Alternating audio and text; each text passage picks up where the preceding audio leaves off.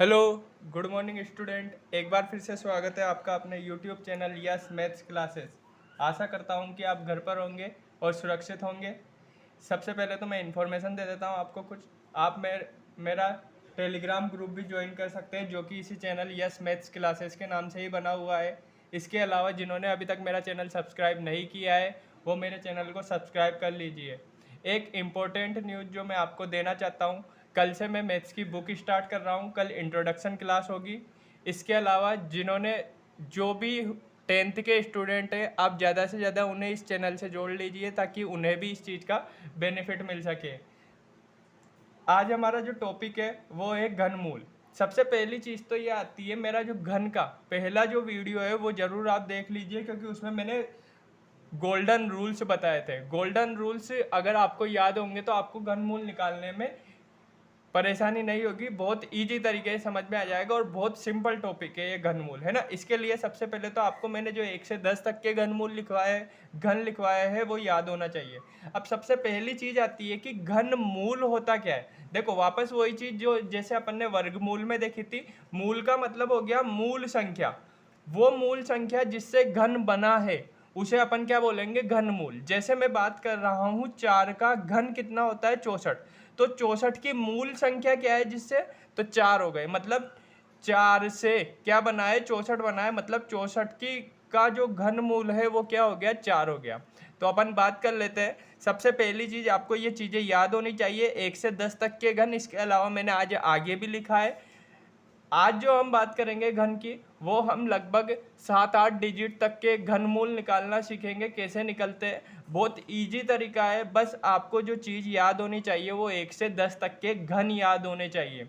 तो निकालते कैसे है, उसके लिए हम कुछ रूल्स होते हैं वो समझ लीजिए। एक दो एग्जाम्पल समझने पे आपको पूरा सवाल समझने आने लग जाएंगे। तो देखो, घनमूल का मतलब होता है उसके ऊपर रूट लगाना है।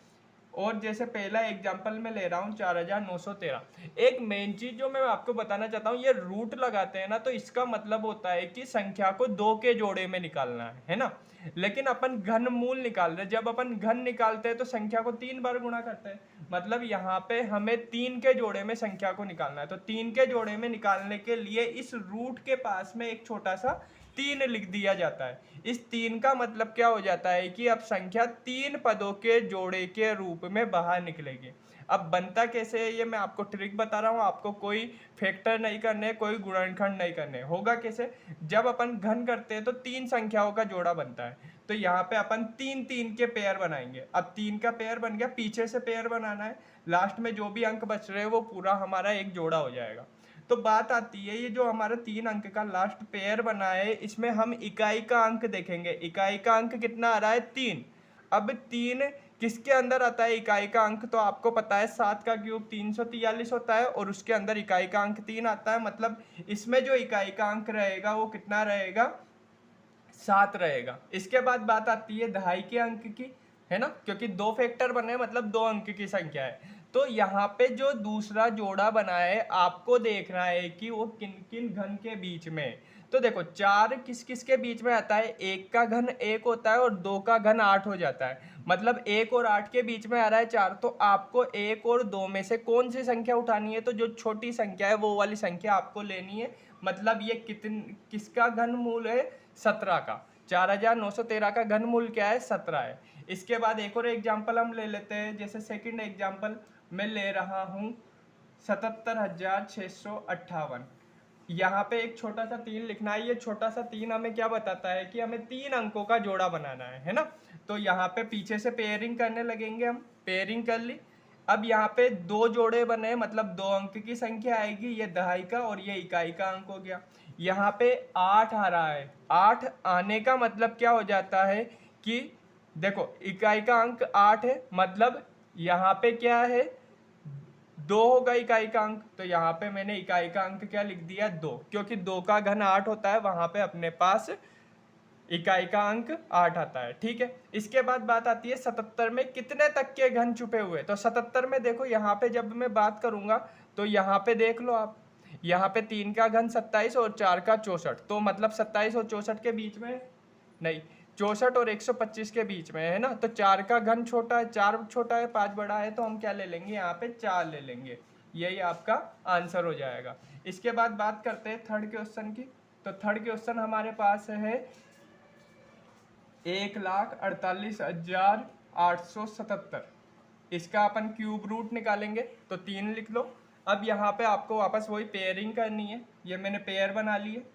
इसके बाद बात आती है इकाई का अंक 7 है, तो 7 किसके अंदर आता है, 3 का क्यूब 27 है ना। तो मतलब इकाई का अंक वही दो फैक्टर, दो पेयर बने, मतलब 2 अंकों की संख्या होगी, तो इकाई का अंक तो मैंने 3 लिख दिया।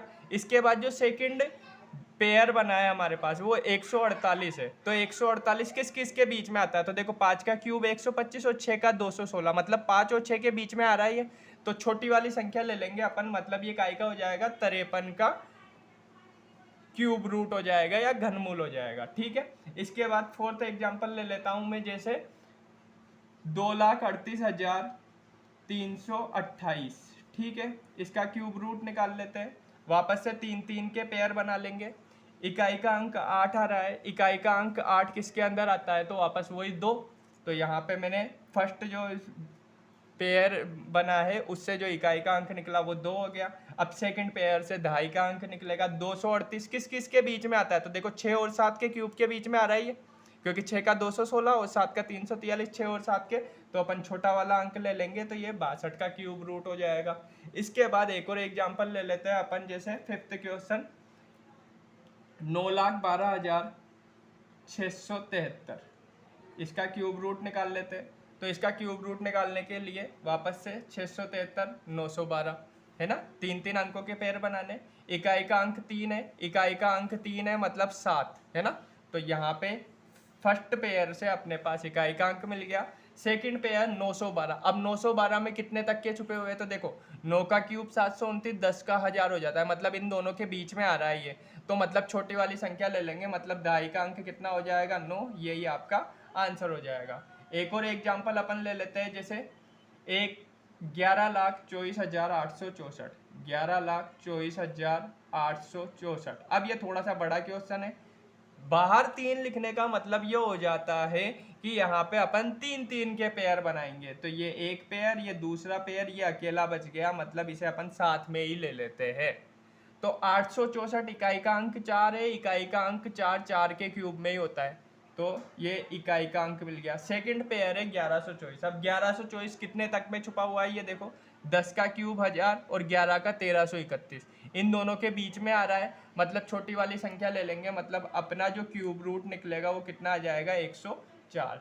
एक और एग्जांपल ले लेते हैं, जैसे सेवंथ क्वेश्चन 1,18,60,867। इसका क्यूब रूट निकालेंगे, 3 3 के पेयर बना लेंगे। ये लास्ट वाला अंक बच रहा है, ये इसी में ऐड कर लेंगे। इकाई का अंक 7 है, 7 किसके अंदर आता है, तो इकाई का अंक 7 हमारे पास 3 के क्यूब में आता है, तो ठीक है, ये 3 हो गया, इकाई का अंक मिल गया।